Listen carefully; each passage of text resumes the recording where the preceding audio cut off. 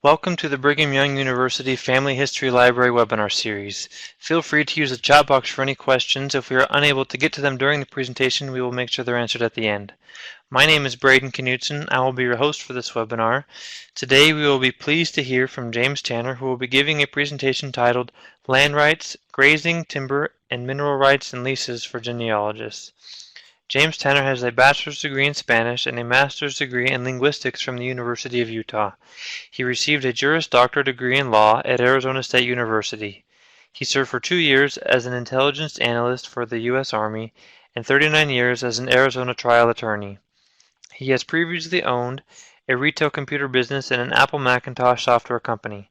James has over 32 years experience in genealogical research and is an avid blogger of Genealogy Star blog and Rejoice and Be Exceeding Glad.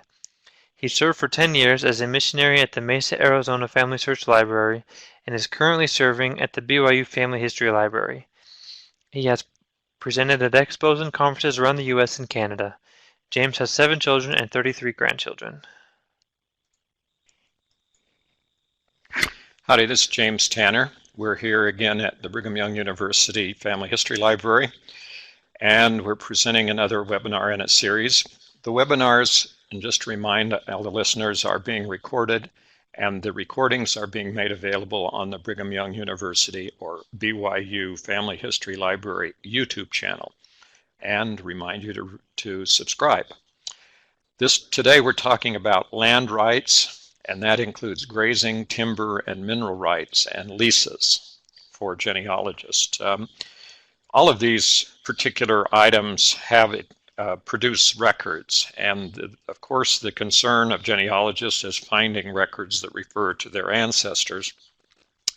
And there's lots of presentations at conferences and so forth that talk about underused or whatever records. These are not only just underused records, they're so obscure that most people probably have never seen one, but they are very valuable, and they are quite common throughout the United States, and they've existed for an awfully long time, going back actually hundreds and hundreds of years, even before there was the United States back in England. First of all, we need to understand the concept here. We're talking about the difference between a freehold and a leasehold, and these are old English holdovers from actually from just after the Middle Ages, when they began what was called feudalism, and the freehold interest was owned by a freeman, a person who was recognized as an individual.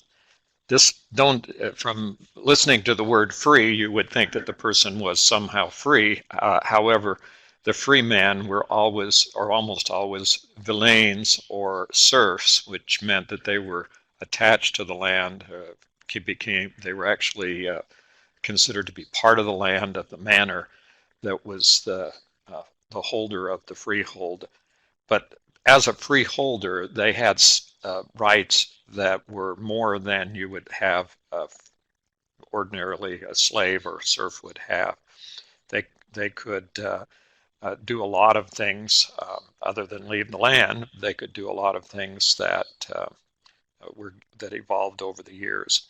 Eventually, freehold interests became actually freehold. In other words, they became outright owned property, irrespective of any claims by the monarchy or any of the other part of the royalty who may have maintained interests in the land.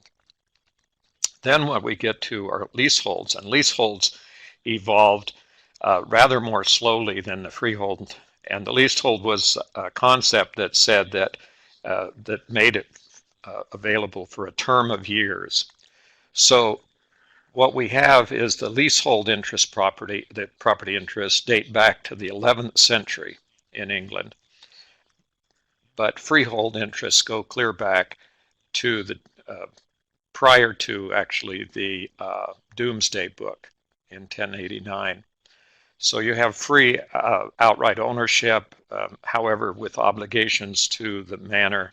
And then you have leasehold, where there was no ownership interest, or whatever interest was allowed was an interest for a term.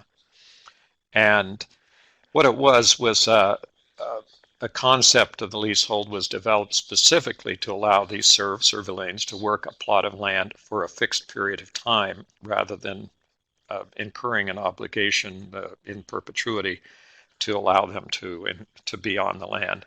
Now, if any of you have watched any of the British series featuring a large manor house like Downton Abbey or whatever, you get a kind of a feeling for this because a lot of the drama in those series online and on TV are based around the concept of the relationship between the lord of the manor and those who were the serfs or freeholders, people who were living on property that was in essence owned by the manor.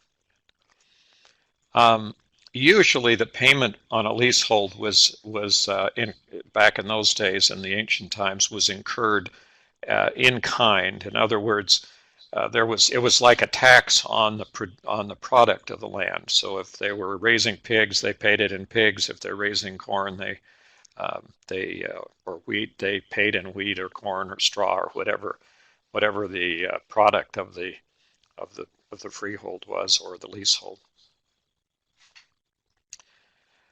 The important thing to understand here, though, is that a lease is legally enforceable.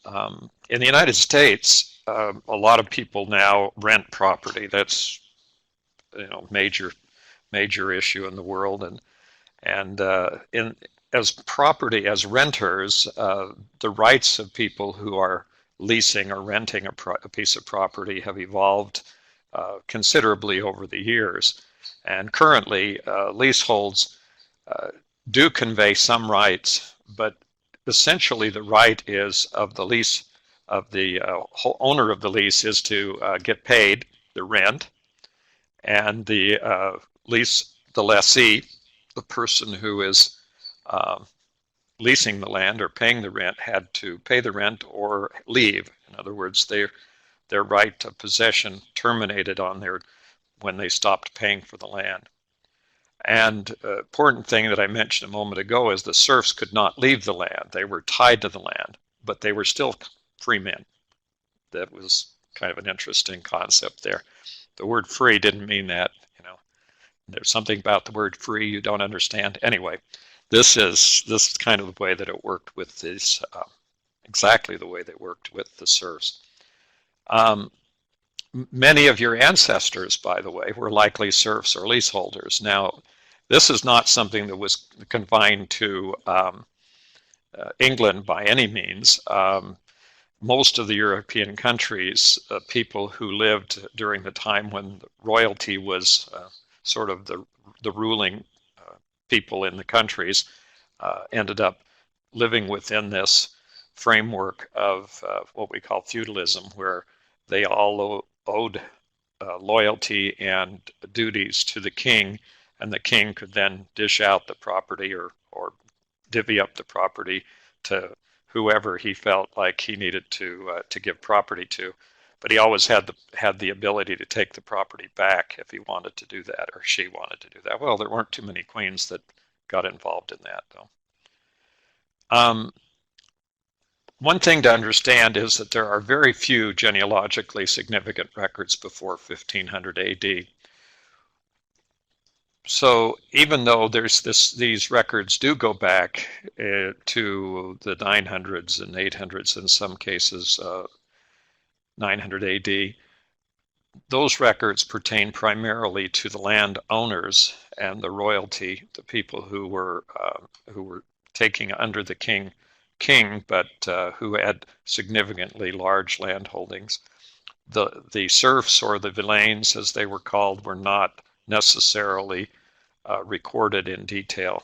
They were simply so many people living on the land. Okay, so we're going to jump ahead here now a few hundred years, and we have here a sample lease. And one of the things that's important to understand is just in any property law, when you're talking about land and property, the provisions, the leases, the contracts, all of the deeds and sales of these properties have really been almost as conservative as it's possible to be in this world. The wording and the provisions of these contracts have been virtually the same for hundreds and hundreds of years. Some of the terminology changes just because some of the words have come in and out of usage, but generally speaking, we have exactly the same amount of interest, same wording, same types of interest being conveyed in a lease today as it would have been hundreds and hundreds of years ago. This, for example, is a oil and gas lease from North Dakota. It's a sample mineral lease, and basically what this points out is that in the United States and other places too, they had the ability, the landowner had the ability to, in essence, carve up various interests in their land. So they could lease the mineral rights to the land without actually leasing the land itself. Today you'll see this. If you've driven across the United States recently, you'll see a lot of solar energy facilities, and you'll see a lot of these giant windmills across the land, particularly in the Northwest and through the Midwest. And in these, in Texas, and from up Texas all the way up through the center part of the country, you'll see these big windmills. In essence, those windmills are being leased. They're leasing the land that they sit on, and they pay a royalty or a rental fee to the landowners. So the landowners get the use of the land because they can still have cows go around underneath and eat all the grass that's underneath those big windmills. And on the other hand, they get an interest. Another example of this would be oil wells. We have oil wells, of course, from Pennsylvania to California, so a lot of people probably have seen an oil well in their days.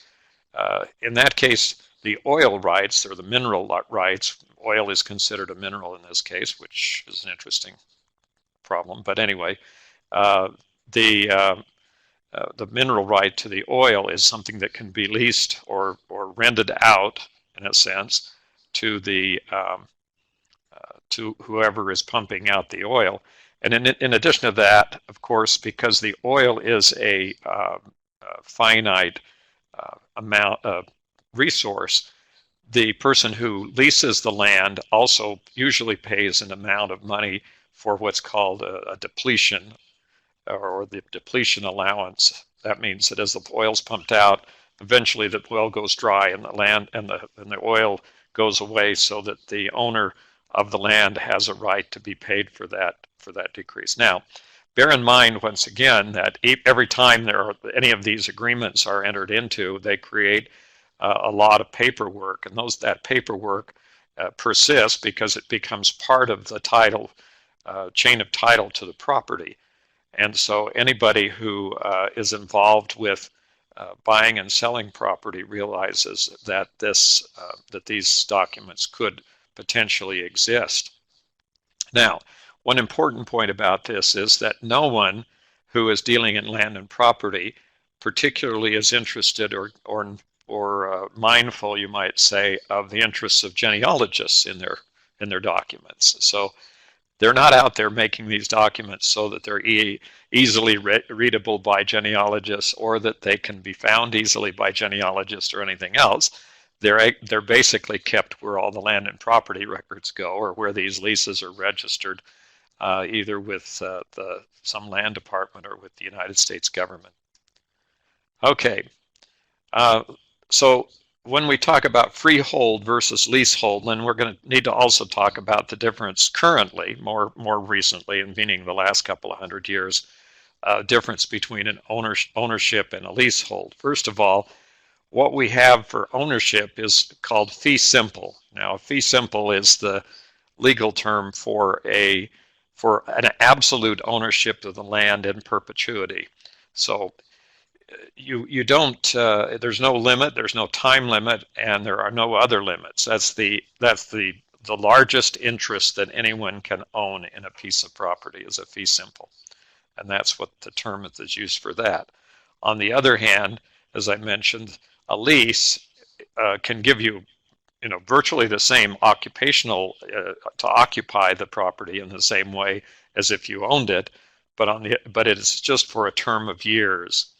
Um, there are some limitations on leases, and the problem with the lease, of course, is that the lease terminates, meaning at the end of the term, it goes over, and the right to the possession of the property reverts to the owner or lessor. And so the lessor then has a right to come in and take possession of the property again. Also, if there is a failure to pay rent, then the lessor also has a right to come in and take possession. Now, when I start to talk about this, I need to point out some other things. Not only do the lease documents themselves contain valuable information, and not only are all of these perhaps preserved as land and property records in some form, but in addition to that, any of these termination problems or the failure to pay for a lease or any of these other issues usually end up in some kind of legal action. So along with anything else that occurs as a land and property records issue with property ownership, and particularly with leaseholds, is the potential that the property could have ended up into a court fight. The more records that are created, the longer you go to court, or the more you're sued, or whatever, the more likely it is your descendants are going to be able to find out who you are. So it's a good, from genealogical standpoint, it's not only not just the worst thing that could happen to somebody, it is actually one of the better things that can happen to people, is to get sued and have a lot of legal issues. And it's very possible that you would find records of a court record of your ancestor being ejected from a piece of property as a result of what's called a sheriff's sale or of a foreclosure action of some kind. Okay, so what's the difference between a lease and a license? Okay, we have a different level of property ownership use, or now we're more into the use of the property rather than the outright ownership. A license is generally revocable at any time and usually has a one-time fee, but it can be renewable. Okay, so what's the most common license that any of us are probably going to encounter? Parking our car. We rent, in a sense, obtain a license for a space large enough to contain our automobile for the duration of the time that we have paid for the parking. What happens to our car if we fail or we go over the parking time, or fail to come and get our car out of the parking garage? Well, ultimately, the worst thing has happened is that they come along and either put a big mechanical boot on your car to keep you from moving it so they can hold it hostage while you pay the fine, or they give you a ticket, which is get you back down into court, by the way. So, either way, this is still part of that big property thing that creates a lot of records. And as I mentioned a moment ago, these records aren't out there simply for the benefit of genealogists, so they take quite a bit of detective work to find the records and to search them. Now, a lease is for a term of years. It could be a shorter period of time. We have things called month-to-month leases, or even day-to-day leases. A lease, for example, if you stay in a hotel, is for one day or one night, and the time period is usually from the check-in time until the time you're asked to check out, which usually is less than 24 hours if you're there for just one day. And so that is a kind of a really, really short-term lease, but it calls for a periodic payment, which means that you have to pay for each day that you stay, or each month, or each year, depending on the term that is set forth in the lease agreement. Interestingly enough, the U.S. federal census records show land ownership.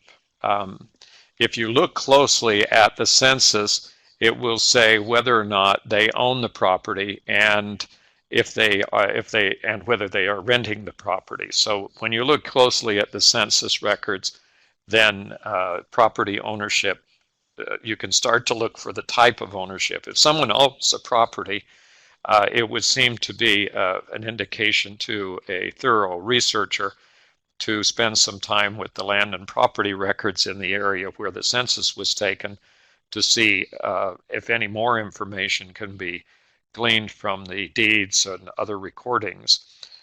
Likewise, if there was a lease, it might behoove the researcher to start looking for court actions or to see if the people continue to pay their rent properly or did not, and that would also give rise to more documents. Now, some of the recorded land and property records that are maintained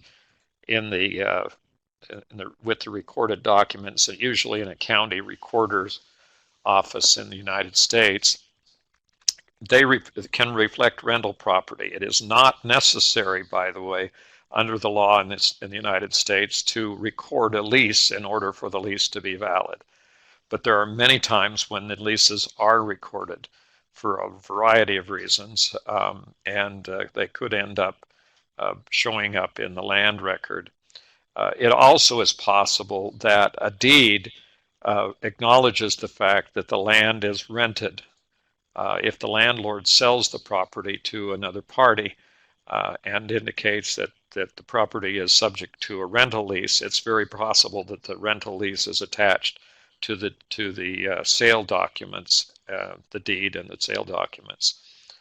So these are all places where becoming more familiar with this process and understanding that in each level of the transactions that occur, people can generate documents that may be interesting and sometimes extremely valuable to genealogists. I mentioned, of course, that some types of lease do not have to be recorded. There are some leases that are automatically recorded. The United States government, by the way, does lease a lot of land. And we'll talk a little bit about that in a moment when we talk about grazing and timber and some of the mineral leases that are out there. But some of those documents do have to be recorded and have to be filed to become official. And there are a lot of those documents are available either through the various government agencies like the BLM or the national parks or any of the other people who may have entered into leases with landowners or lessees, people coming in with leases. As interesting as it may seem, there's a lot of national monument land in the United States that's subject to leases. The leases are people are still able to get leases on some properties in the United States, particularly national forest land, that and have private leases for cattle or for other purposes. And they may be very much harder to find because if they're not recorded or they're not a matter of public record, then they may not have been preserved as frequently as other documents might. Okay, now there are some very, very specialized types of leases, and it would be my experience that the more specialized the lease, the more likely it would have been to have been preserved. These leases can last up to 99 years in some cases, and so over a period of time, and then be renewable. And so they become almost like the owned property of the person who is the lessee in this case. National forest property is one that comes to mind most frequently, where portions of the national forest have sometimes been designated for residential use, and land has been leased out on a long term, 50 or 100 years to families, and they have considered those to be essentially their own property. But at the end of the lease period, after 100 years, they either have to renegotiate the lease with the government or leave the property. Throughout the West, that's become a western part of the United States. That's become a kind of a major interest, sort of an undercurrent issue, is the decision by the government not to renew certain land leases that have been in existence for many years. The kind of specialized leases that we might encounter are water.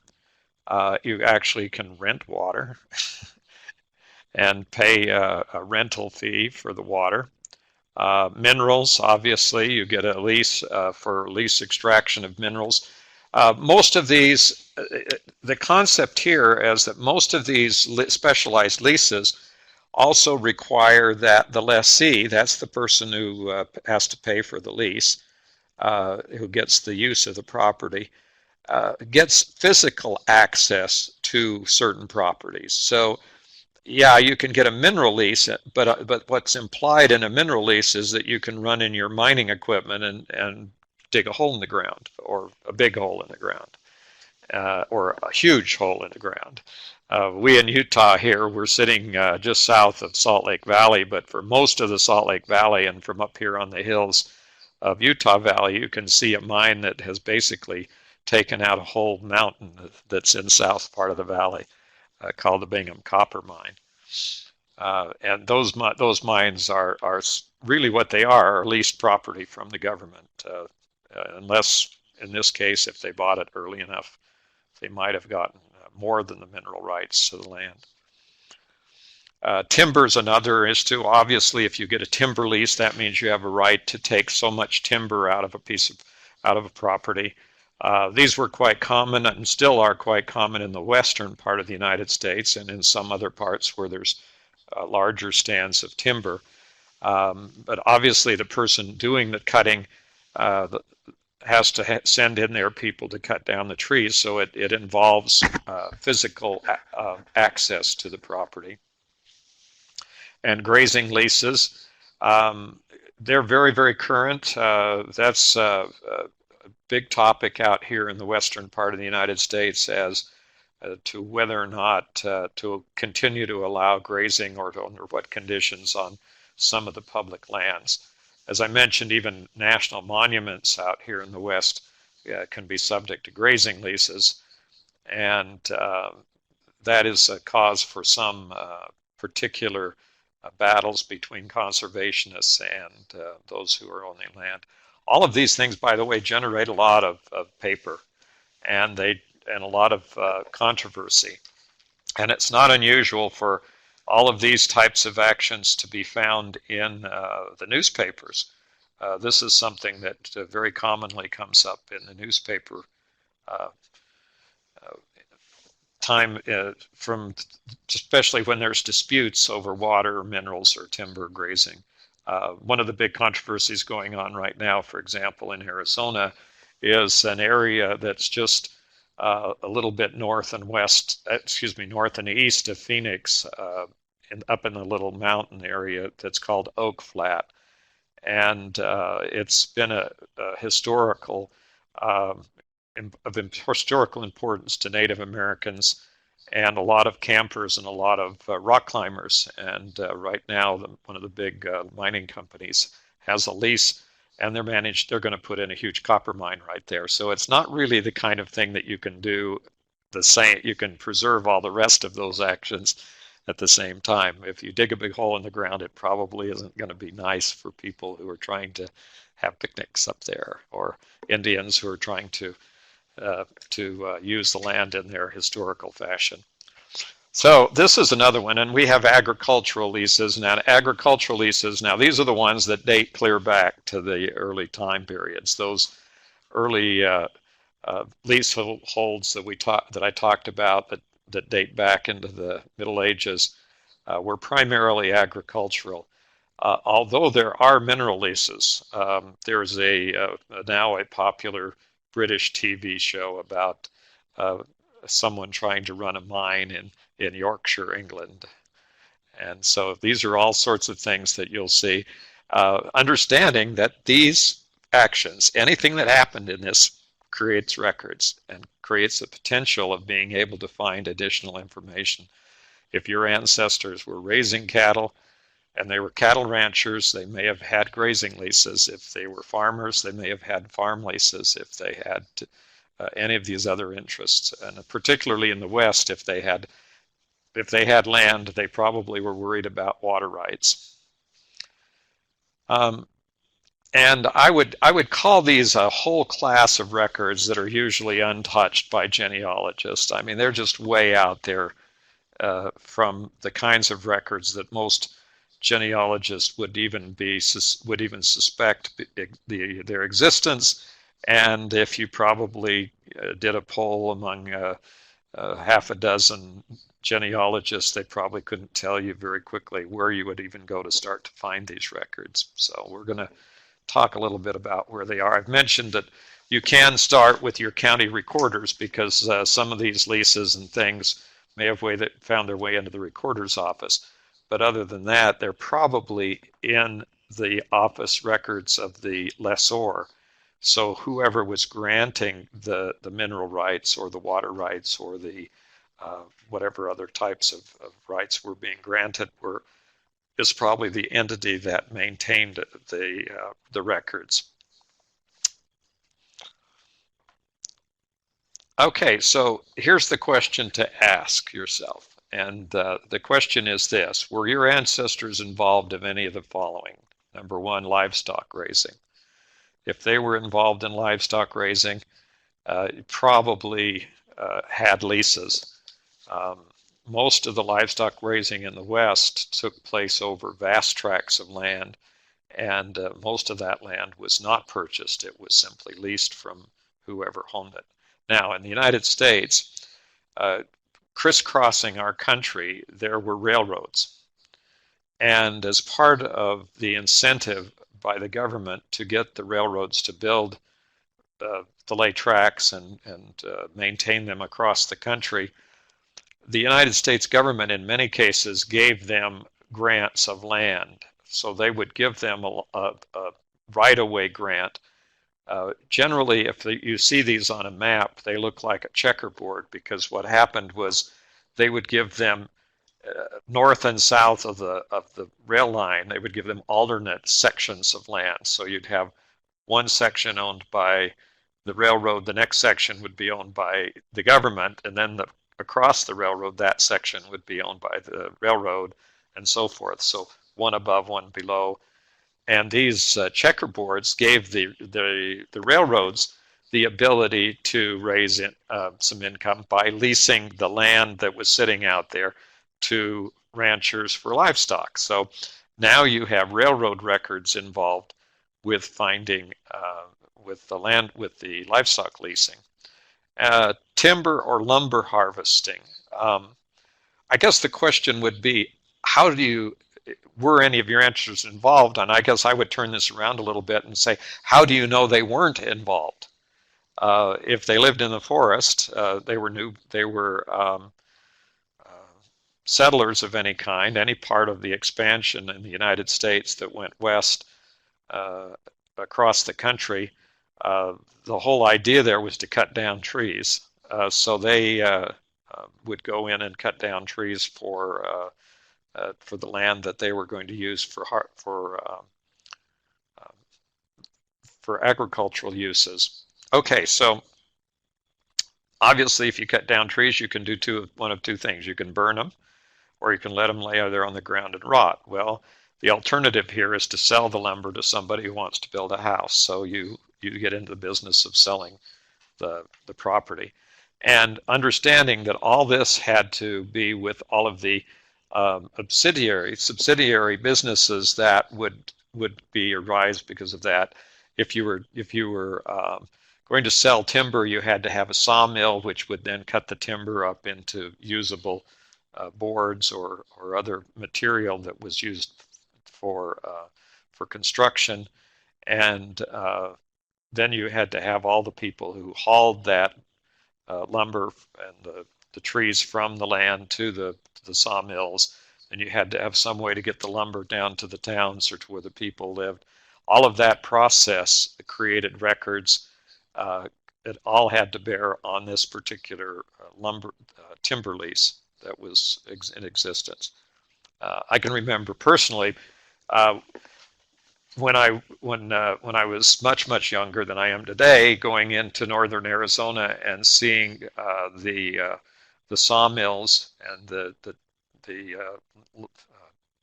timber trucks, the big logging trucks hauling out the timber, and watching the big sawmills and have all the piles of sawdust and things like that.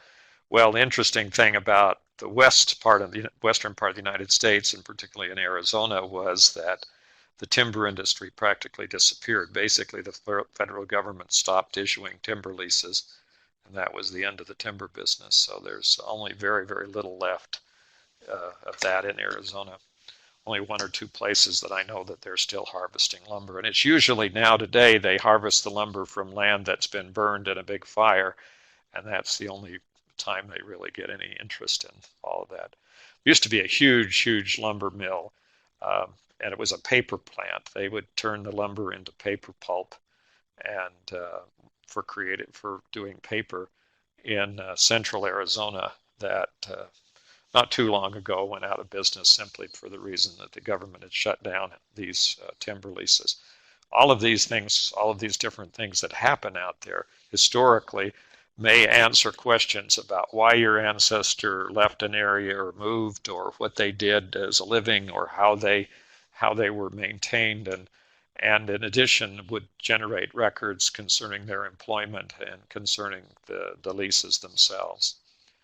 Now, mineral development or mining is an activity that's gone on, clear into antiquity, clear back into as far as we have records. People have been mining minerals out of the ground. And this again is an area where we find that as I go back and do research and help people with their ancestors, finding that your ancestor was a miner, or that they had a mine, or that they went through all this, is another process of finding the records and getting the notices. If the land was on government property, then there are certainly records of the mining grant and the mining operation. Now, the question I guess you have to ask is, have you searched for these records? I mean, have you even thought, let's assume that at some point in your life you decided, well, maybe my people had cattle, or they might have had timber, or they might have had mineral interests. So the question is, what do you do? How do you go find this stuff? And so let's start out by searching for the term lease in the family search catalog. How would that be? That would be interesting to see if there are any leases. It turns out there's about 173 results. That means there's collections. Out of the collections there's about 173 of them that mention some kind of lease activity. So that's not insignificant. It's not really, doesn't really think that very impressive in finding a lot of lease information. That's, by the way, all on microfilm presently, on images. Nobody's, I guess, considered yet that this is high enough priority to go through this digitizing process that they're working on with Family Search.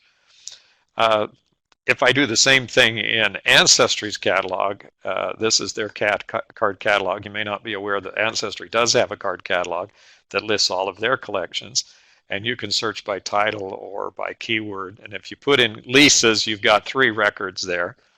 Now, obviously, as I mentioned earlier, the people who are working with land and property and doing all of these kinds of agreements for leasing land and property throughout the country and in other countries. This is not confined, by the way, to the United States. This is something that happens worldwide.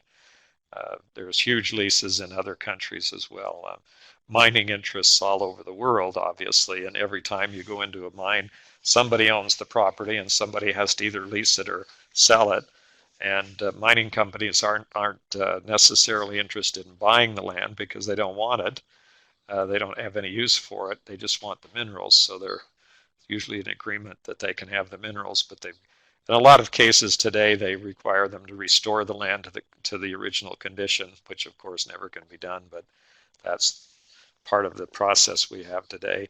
I'm thinking of Johnny Cash's a song about paradise in Muhlenberg County.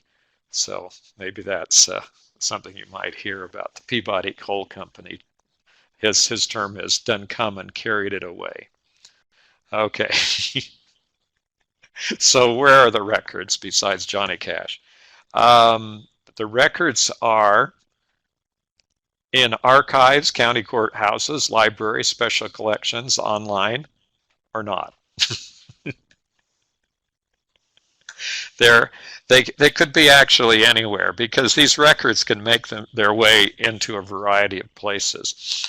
In the United States, if it was the United States of America that leased the property in any of its agencies or subdivisions from 1782 until the present time, the most likely place would be the National Archives. If it's in a state, if it's state land, then it's the state archives. If it's private property, then it's county courthouses, and it could be libraries or special collections because some of those records have been preserved there. Now, there's another key interest here in all of these things. Everything, by the way, everything we've mentioned so far, land, the land itself, the water rights, mineral rights, grazing rights, timber rights, any of those things, guess what? They're all taxable, guys. You're going to have to pay taxes on all of that. And so there are tax records out there. And if you find a tax record, you may find that your ancestor was paying taxes on a mineral lease. If they were paying taxes on minerals, then they had a lease, then you can probably find the lease. And if you find the lease, you may find your ancestors' family, and you may find the information that you need to identify a person very specifically. Okay, so now we go to what are lease records like? I mean, what other kinds of records are you going to find in conjunction with lease records? Where are they going to be kept? Well, first of all, corporate and business records is probably the first most profitable place you're going to find any evidence of leases. Where are corporate and business records kept? The same place I just listed, all the places. Most corporations have to be registered today with the United States government or the state or someplace, and most have state registrations. And so what you're going to find is these records are someplace in the state archives or state records. Corporate and business records, some of these corporations literally have gone back hundreds of years, and you can go to their own records in their own interests. So railroads and transportation records. Interestingly, I've looked at this on a couple of times, on a couple of occasions, and there are a tremendously huge body of railroad records and transportation records in the United States. So if your people had anything to do with railroads, and the interesting thing is that railroads also transported all of the stuff. You know, if you've got a coal mine, how did they get the coal from the coal mine to the place where it was going to be used? And that was usually on a train. So the railroads are always there in conjunction with some of these other items that we're talking about. Insurance records, most of these types of activities required some kind of insurance, and the insurance guys are all out there with these, and their records, insurance records, may very well contain that. Utilities, if they had a big mine, you can imagine what the utilities were like. Water, for example, was part of that. And later, of course, after they had electricity, there would be electrical fees and everything else. So all of these kinds of records are kept in conjunction with or really in the same places. And some of them are kept in conjunction with records of the leases of those types of all those kinds of leases. They all take some time and some ingenuity to find. So it's not something that you're going to find a list in Family Search of the records, as I mentioned, or any of the other large online websites. You're really going to have to figure out who had those records. If you suspect that your ancestor had a grazing lease or a mineral lease or a timber lease of any kind, uh, basically the idea there is to do some land and property searching, find out who owned the property, who was the person who would have leased the property. The lessor is the name, and once you identify the lessor, it's probably it is possible to trace back and find out where the records would have gone, because if it was the state, then those records would have been preserved. If it's the nation, and so forth. If it's a private company, then you may have a little bit more difficulty finding it. So let's look at some of the specialized types of leases that are out there. First of all, we've talked about these for a little bit, mentioned them, mineral leases. So a mineral lease in the United States, the Mineral Leasing Act of 1920 that said that was a federal law that authorized and governed the leasing of public lands for developing deposits of coal, petroleum, natural gas, and other hydrocarbons. And previous to this, these materials were subject to the mining claims under the General Mining Act of 1872. Okay, well, when you find out, for example, that these two laws existed, then the question is, where did all of the documents that were created because of these acts end up? And as I mentioned, with the United States government, they're likely, if they were preserved, they're likely sitting in the National Archives or in one of the National Archive branches offices. And here's the link to that Wikipedia article on Mineral Leasing Act of 1920. Okay, so here's the Bureau of Land Management after the National Park Service and the rest of the federal governmentally owned property. A lot of the property owned by the federal government in the United States is owned in a sense and managed by the BLM, or Bureau of Land Management. And their records, it's called the Legacy Rehost System. So they call it LR 2000. And it provides reports on BLM land and mineral use authorizations for oil, gas, and geothermal leasing, rights of way, coal, mineral development, land and mineral titles, mining claims, withdrawals, classifications, et cetera, and et cetera, et cetera. All these different things about property. So where are the records? They're sitting in the Bureau of Land Management, and they have this vast record system.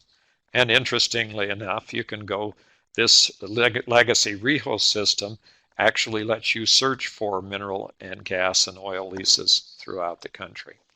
So you can go there to the blm.gov/LR2000 or just look it up, BLM leases, and it will tell you where they are. And there's a whole setup on the BLM website, blm.gov, that explains all of the different, the LR 2000 reporting system and all of the information and mineral titles and classifications. So if you're going back doing historical looks, there's a land classifications issued before 1984, and they're all sitting in the Bureau of Land Management files. So where are these records? They're in the National Archives. Okay, so your search results. So if you go out to look in the BLM, in the National Archives for records of the Bureau of Land Management, what you find is that there are textual records, correspondence, permits and leases, lists of mineral lands, and accounting records in offices in charge of leasing lead and copper and other items and so forth.